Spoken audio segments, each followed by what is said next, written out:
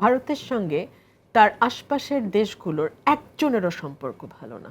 অদ্ভুত একটি দেশ ভারত, দক্ষিণ এশিয়া, যার সঙ্গে শুধুমাত্র বাংলাদেশের একটি বিশেষ রাজনৈতিক দল মতের মানুষের ঘনিষ্ঠ সম্পর্ক ছিল। তার বাইরে আপামর সাধারণ জনসাধারণের সাথে রাষ্ট্রের সঙ্গে রাষ্ট্রের যে সম্পর্ক বলতে যা বোঝায়, সেটা ভারতের সঙ্গে বাংলাদেশের কখনোই গড়ে ওঠেনি, আনফর্চুনেটলি। আমার ভাই একটা কথা বলছিলেন যে সাধারণ মানুষ আগে অস্ত্র নেয়নি, এখন অস্ত্র তুলে নিয়েছে। এটাই হচ্ছে আমাদের জাতীয় ঐক্যমতের একটা চিহ্ন। আমি যদি বিনীতভাবে বলি, অস্ত্র তুলে নেয়নি বিকজ তখন সাধারণ মানুষ জানতো যদি তারা অস্ত্র তুলে নেয়, বিজিবির গুলি সবচেয়ে আগে তাদের বুককে ভেদ করে যাবে।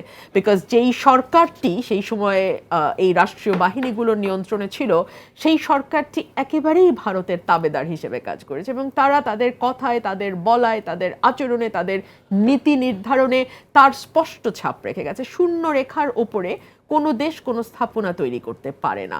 ৭৫ সালে ভারত বাংলাদেশ বর্ডার নিয়ে একটা এগ্রিমেন্টও হয়েছিল। ২০১০ সালে নাকি হাসিনা বলেছে যে আমাদের দহগ্রাম যেটা, সেখানে নাকি শূন্য রেখার ওপরে ভারত চাইলে কাঁটাতারের বেড়া দিতে পারে। এবং এখন কিন্তু দহগ্রামে যে গন্ডগোলটা হচ্ছে, সেটা কিন্তু এই কাঁটাতারের বেড়া নির্মাণ করেই, এবং সেখানে সাধারণ মানুষকেও নানানভাবে ভয়ভীতি দেখানো হচ্ছে। সো এই যে ভারতের এক ধরনের পরাজয়, যেটা আসলে পুরো বিশ্বের সামনেই ভারতের পরাজয়, বিকজ ভারত তো এই অঞ্চলটার তালুক নিয়েছে এবং মোর স্পেসিফিক্যালি হাসিনা রেজিমে বাংলাদেশের তালুক ভারত নিয়েছে।